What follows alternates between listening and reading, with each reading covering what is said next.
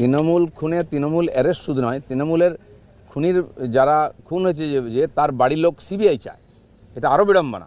তারা পুলিশের উপর ভরসা করে না। আমরা যখন সিবিআইয়ের কথা বলি তখন কষ্ট হয় যে চাপ দেওয়া হচ্ছে সরকারকে।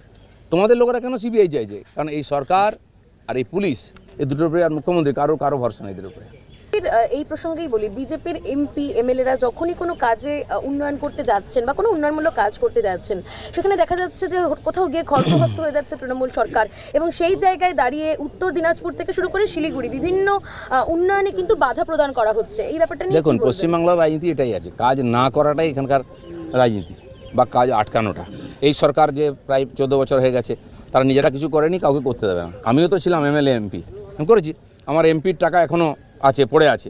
সেই প্রজেক্ট এটা চেঞ্জ করুন, নাম পাল্টান, এইসব চলছে এখনও। 1 বছর পার হয়ে গেছে। এমএলএ ছিলাম, তারপরেও 2 বছর তার টাকা পড়েছিল, ওরা আটকে ছিল, কিন্তু হচ্ছে কাজ। কিন্তু এছাড়াও উন্নয়নের অনেক কাজ করা যায়।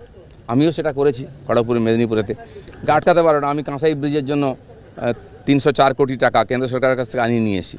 যদিও এই রাজ্য সরকারের ওটা ব্রিজ ওরা আমাকে সরকারকে আপিল করেনি, কিন্তু রাস্তা আছে করার, সেটা আমাদের শিখতে হবে আর করতে হবে। রাজনৈতিক মহল মনে করে মোদি অমিত শাহ অবশেষে উপলব্ধি করেছেন যে যদি 26-এ বিজেপিকে ভালো কিছু করতে হয়, তা 77-এর সঙ্গে যদি আর 100 বাড়িয়ে নিতে হয়, তাহলে আপনাকে লাগবে।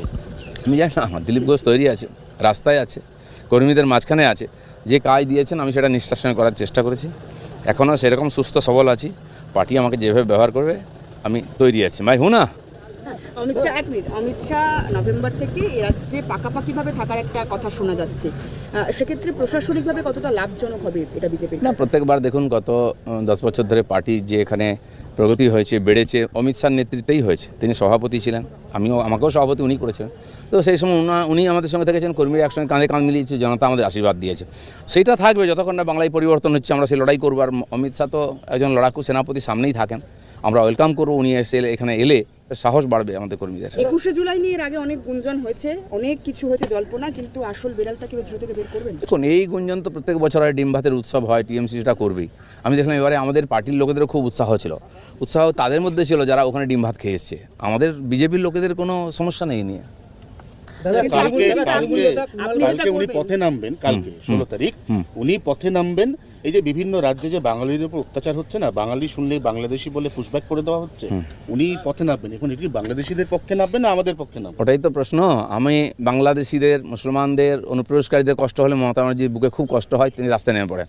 আমি বলছি বাঙালি মরছে, ঠিক আছে, বাঙালি তো মরার জন্যই জন্মেছে। সারা পৃথিবীতে সব জায়গায় বাঙালি যাচ্ছে, এখানে পেটের ভাতের জন্য যাচ্ছে আর মরছে, অন্য রাজ্যে যাচ্ছে, বিদেশেও যাচ্ছে। আমি বলছি পশ্চিমবাংলায় 1 মাসে দেখুন আপনি কতজন বাঙালি মারা যাচ্ছে, অন্য কোনো কারণে নয়, নিজেরা মারামারি করে। টিএমসির মধ্যে কত লোক মরছে দেখুন। আর সারা ভারতবর্ষ দুনিয়াতে কতজন বাঙালি অত্যাচারিত হচ্ছে। তো এই যে ঘুরিয়ে দেওয়া দৃষ্টিটাকে, নিজের অকর্মণ্যতাকে চাপা দেওয়ার জন্য মমতা ব্যানার্জি একজন অসফল শাসক, আর চিরদিন অযোগ্যতার দায় অন্যের ঘাড়ে উনি চাপিয়ে এসছেন। তো সেই জন্য বাঙালি করে লাভ নেই। বাঙালি কেন বাইরে যাচ্ছে? 40 লক্ষ বাঙালি কেন বাইরে গেছে? পেট ভাতের জন্য। আপনি খেতে দিন, কেউ যাবে না, পাঠিয়ে দেবেন। সবচেয়ে কঠিন কাজ, রিস্কি কাজ, যেটা কেউ করে না, বাঙালিরা গিয়ে করে, পেটের দায়। কেন যাচ্ছে? আর তার জন্য লাফাচ্ছেন। আপনার বাঙালির জন্য নয়, বাংলাদেশিদের জন্য কষ্ট।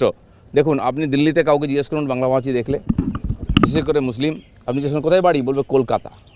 ভাষায় বোঝায়, আমি ধমকায়, ওই কলকাতায় কোথায় রে? বলে মুর্শিদাবাদ। কারণ মুর্শিদাবাদ থেকে Aadhaar card, ration card, voter card করে গেছেও, তাও মুর্শিদাবাদ নাই, সে বাংলাদেশের। তার হালচাল ভাষা দেখলে বোঝা যায়। তো সেই বাংলাদেশি অনুপ্রবেশের মুসলিমদের বাঁচাবার জন্য মমতা ব্যানার্জির খুব কষ্ট, আগেও করেছেন, এখনও করেছেন। আর ওদের দয়ায় বেঁচে আছেন। ওরা যা বলবে তাই করবে।